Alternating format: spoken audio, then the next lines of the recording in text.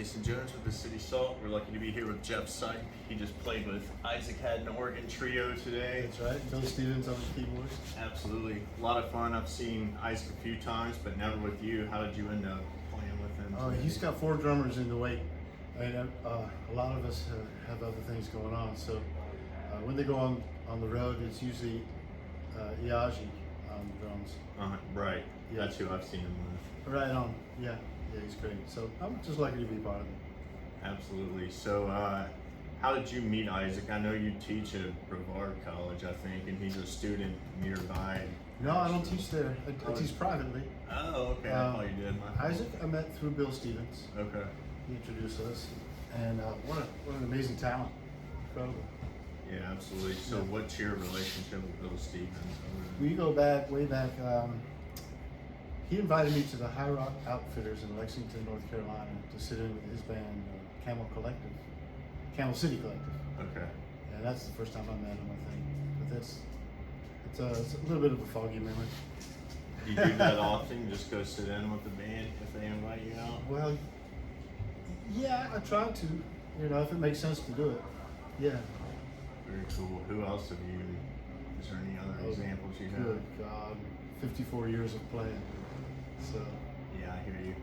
So you've played with, lots of good guitarists, Jimmy Herring, John McLaughlin. We're really lucky. Yeah.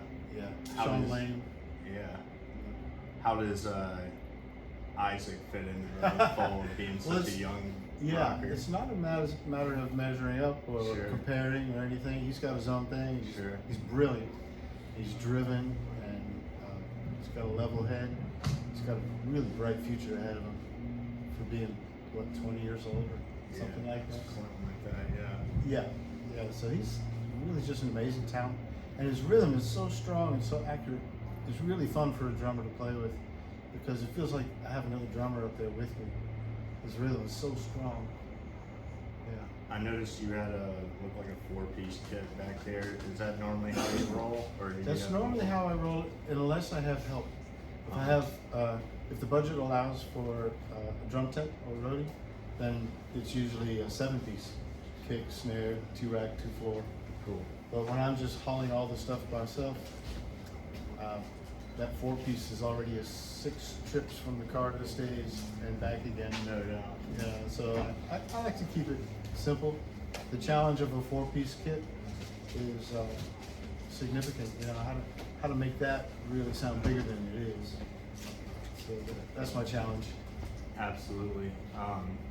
So you said you taught privately. What are your students? Are they all different types of students, or Yeah, I've got some 6-year-olds all the way up to professionals and some folks that are older than me. So it's like whoever really wants to learn and whatever I have to offer. Do you still learn stuff from your students? I do. Mainly how to communicate, because everybody picks up information differently. Sure. Some people are visual, some people are audio.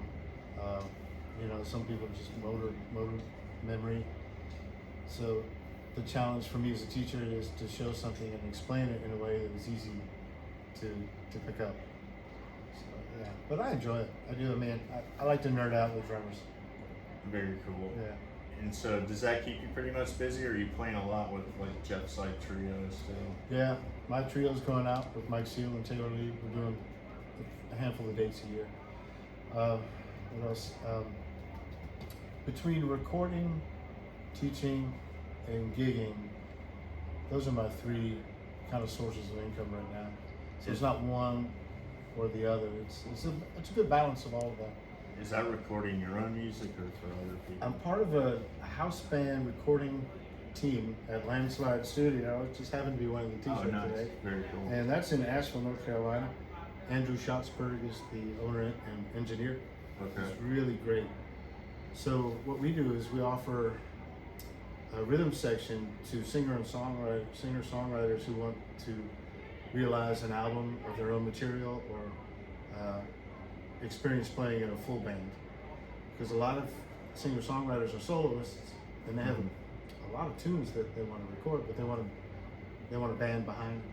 Sure. So then they come in, we listen to their demos, we talk about arrangements and instrumentation, orchestration, and different kinds of feels, and then we put something together that the the artist really vibes with. So we help them realize an album of band sounding stuff for their original tunes. Yeah, that's a great. It's a lot of fun. Yeah. Who are some of the people you've worked with recently? Gosh, just tons. We've been doing this over 5 years, and there's a lot of clients that come in. A lot of them are yet to be discovered. Sure. Yeah. Very cool. And is that a certain style or genre, or is it? Oh, it runs the gamut from bluegrass to heavy metal, everything in between. And then occasionally I'll get an invite to record on somebody's record. So that's nice too. Yeah, absolutely. What was the first style of drumming you did? Well, I guess going back to teenage years, it was Alice Cooper was my first arena rock concert. Cool. And it got me. Yeah, I saw Alice Cooper at Bonnaroo. It was awesome. It's just amazing, right? Yeah. So after that, gosh, I was lucky to see some really big profile bands in the 70s. I saw Jethro Tull. That was an amazing show. And the opening act was a young new band from Texas, ZZ Top, and it was their first tour. Wow. And that was incredible. I saw Zeppelin, seen George Harrison with the Indian band, Elton John, gosh, a long list of incredible musicians. Would you try to like emulate their styles once you Yeah, at first, yeah. I remember Emerson, Lake and Palmer was really, really big when I was growing up. And I saw his drum set, and it was like 21 drums and 2 6-foot gongs behind him and timpani. And I was like, I want to do that. So they helped me along the way. You ever played on a set like that? Never that big. Yeah. But I've sat in with Warren Haynes, and Matt Apps has a real big drum set and a gong too. I think that's just icing on the cake, a big gong behind the drum set. Yeah, very cool. So you are a founding member of Aquarium Rescue Unit, one of my favorite bands. Thank you. Will you, Colonel Bruce is kind of a hero for a lot of people, and like I definitely feel that way about him in a lot of ways. He's got a great interview about music where he talks about 1962 being the worst year in music. Yeah, a lot of stories. Yeah. So, do you have any Colonel Bruce stories you'd like to share? How much time do you have? We got time to talk about Colonel Bruce for sure. I met Bruce in '84 and played with him up until his passing at the Fox Theater. I was standing right next to him. Sure. Along the way, well, the first time I ever met him, I was invited to play a wedding in the North Georgia mountains with Dan Wall, great piano player, keyboard player. And I said yes to the gig because, I'm young, 25, and I need work, So yes. So we get there, and I meet Bob Lee, the bass player, and Dan Wall. He's already there. I'm setting up my drums, and then comes Bruce last with a young man helping carry this amp that's this big. And he's got this red guitar and a red amp, and he plugs it in. He didn't tune up or anything. We said hello, and so the music starts, and it's polite wedding music, R&B, smooth jazz, and we're just grooving along. And all of a sudden, Dan Wall, the keyboard player, looks over at Bruce and nods, "Take a solo." Bruce turns up all the way and starts playing random notes without tuning the guitar, and it's just like, what the hell is happening, man? At first I thought, this is so inappropriate. This is incredible. And I look over at Dan, the keyboard player, and he's laughing his ass off. And he's trying to find Bruce's out notes and fit them in somehow. Like, that was the game that they played. And I thought that was the weirdest gig I ever played. So I got a call the very next day from Bruce. It's like, show up at the Harvest Moon in Atlanta, and I got a gig for you. Didn't mention any money or anything. So I go there, there's 15 people on stage. There's Randy Honey, great guitar player. Bill Hatcher, amazing bass player. Joe Zambi himself was there playing flute. A bunch of people. And so it's an improv gig, and we're playing. And the first song, we played, and it ends, and it was like, wow, that was kind of weird, kind of cool. And the second song, weirder, even cooler. by the third tune, I looked over at my friend Randy Honey. I said, "Man, I think I found my calling." And he said, "I think you have too." And so that was the beginning of my Bruce relationship. But over the years, I've seen him do the impossible hundreds of times. He guessed my birthday. First time he saw me, he guessed my birthday to the year, to the day exactly. That's insane. I thought that was a coincidence, but then I saw him do that hundreds of times over the years. Wow. Not only that, but impossible things. Like, he'd walk into a room, there'd be like 7 of us, and he had all these pieces of paper with notes written on them in his pocket. And he'd say, he walked to one person, he'd say, pick a number, pick 2 numbers from 1 to 100. And they did, and he reached in his pocket without looking and gave it to them, and they were the right numbers. Wow. He got 6 in a row and got me on the 3rd try. That's got to be in the billions, the odds. Yeah.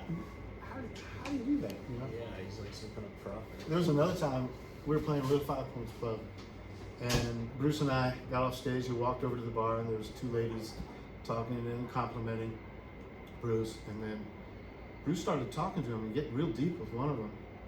And I noticed he started tearing up, she started crying, and he was talking to her about her relationship with her dad and her brother, and how the dad and the brother are not getting along. And she would be the one to meet them and heal the relationship in 4 months in Knoxville. And he said, "I'm sorry, I'll stop." I'm getting chills thinking of this. So, and she said, "No, this makes perfect sense. Continue." And so just stuff like that was. He had the ability to get into somebody and pick up this knowledge. You know, he could name family members without ever meeting them, stuff like that. He's the only clairvoyant on that level that I ever met. Wow. Yeah. I didn't know that about us. Yeah. Yeah. He is remarkable, one of a kind human. I say human, but I'm not entirely sure. So how did he put together ARU with Otil and Kofi and Jimmy? I had a band called Mystificus, and it was Jimmy, Kofi, Jimmy Herring, and Charlie Williams on guitar. We would practice at my house. One day, they came over for a rehearsal, and Otil just kind of threw his bass on the couch and was like, "Man, I'm so tired of this top 40 gig that I've got." And I said, "Well, man, I play every Monday. Why don't you come out tonight and sit in at Little 5 Points Pub? I play with Bruce Hampton, and we have a ball. We just do whatever we want." So he showed up. Actually, I went to pick him up. I had an old '69 Nova with a big trunk, and we were able to put his big SVT cabinet in it. It weighed a ton. So we pull up to the sidewalk to unload, and here comes Bruce. I get out of the car and I say, "Hey Bruce, I want you to meet O," and I couldn't even say Otil before Bruce looked at him and said, "August 24th is your birthday." I've had 4 bass players in my bands previously, all August 24th. And then it was a month or 2 after that, Jimmy Herring caught on, like we were having a lot of fun, came out to see it, and he was just itching to get up on stage, you know, and finally one of these gigs, Bruce called him on stage. Jimmy was like, from here to, I don't know, maybe 30 feet away, it seemed like. Uh-huh. It seemed like when he was announced to come on stage, he took 2 steps and leaped on stage. He just like, woo, got up on stage, and I remember playing with him, and all of a sudden the band sounded like 3 times better. He just lifted all of us up. Yeah. And so that was how that was born. I brought Jimmy and Otil to Bruce, and Calvin Butu as well, the percussionist. Uh-huh. He and I were friends already. What was Jimmy doing just before? He was teaching at GIT, which became MIT. So he was a guitar teacher and doing whatever gigs I guess he could. But when I met Jimmy Herring for the first time, I had been hired to play as a local rhythm section behind a visiting guitar player at that school, Scott Henderson, the great Scott Henderson. So he hired us, we played the gig, and afterwards I was taking my cymbals off the stand, and Jimmy comes walking up and said, "Hey man, we like you playing, you know, would you be into jamming sometime?" And I said, "Well, what are you doing tomorrow?" He said, "Nothing." So we came over to the house, and he set up just guitar, drums, and we just played. My little dog, Joey, slept in his guitar case as it was open. He just crawled right in. that's how I met Jimmy for the first time. Very cool. So you were based out of Atlanta back at that time? Yeah, I got there in '83 from Boston, and I stayed there for 20 years. Then when my kids were 1 and 3, we decided we would move up to Asheville. But then we realized Asheville was just as expensive as downtown Atlanta, and we decided to move to Brevard, which is only 30 miles away. Okay. So we got a better deal on a house. Sure. And we love it. We've been there 20 years, going on 21 years now. Very cool. And when you're playing gigs, are you typically sticking around that area, or are you going all over the place these days? It's everywhere. Yeah. The thing is, music will take you everywhere on the planet. Places you never dreamed of. I've been to India twice. I've been to Brazil. Been to South Africa. Been all over Europe. Played in Mexico. Played in Canada. Played all the states except Hawaii so far. Wow. Yeah. You gotta get on the plane and hit Hawaii. Someday maybe I'll play. Who knows, Hawaii. So I saw you with Ron Holloway and Isaac and a bunch of other people, maybe from Yarn or something at Rooster Walk last year, and you all did a Jerry Garcia set. You obviously know the music from Jazz is Dead. Some of it, I come to the Dead late because I was always doing other kinds of music, and my friends were into the Dead, but I was always studying really more jazz-oriented stuff. Yeah, sure. Yeah, so I skirt over the top. I'm just skimming the surface of the Grateful Dead stuff. Yeah. Do you find like there to be a connection with that jazz background when you do play that music? In the sense of improv and the freedom and the openness of just listening and going to whatever is happening. Those elements are the same. Jazz is Dead. I got invited when Jimmy Herring was playing with Jazz is Dead. Billy Cobham just left, and I was lucky enough to get in after him. I was also playing with Leftover Salmon at the time. So between the 2 dates, I couldn't do all of the Jazz is Dead stuff. So then Rod Morgenstein came in, and for a while we did double drums, and then he just took it from there, and I left. Okay. Yeah. What was the Leftover Salmon experience like? Were you on tour with them? Yeah, about 3.5 years. But back then the 3 of them, Mark Van, rest in peace, and Drew and Vince were the band, and they weren't going to let anybody else into the band fully. Everybody was just sidemen, so there was no room to grow with them. It was like, that's all you got. Yeah. So I decided I would do some other stuff. But it was fun playing with them. Yeah. So what's on any big shows? Are you promoting any new music before we go that you want to talk about? Well, I got Jeff Sipe Trio with Mike Seal and Taylor Lee, and we're doing Nashville August 1st, Knoxville on the 2nd, 185 King Street in Brevard where I live on the 3rd, and then Asheville on the 4th. So that's the next little run I have with them. Other than that, I'll be doing some Isaac dates when he calls. Cool. And teaching and studio work. No new music on the horizon for the trio? For the trio, yeah. What we want to do is a live record because there's so much more energy live, and I think that represents us better than a studio gig. Sure. So yes, there will be some new stuff coming. All right. Well, I'll be on the look for that. Yeah. Well, thank you. Yeah. Thank you so much for taking time to talk to us. Absolutely. Yeah. Thank you so much. Appreciate you. My pleasure. Have a great day. All right. You too. Thank you. Thanks, Jim.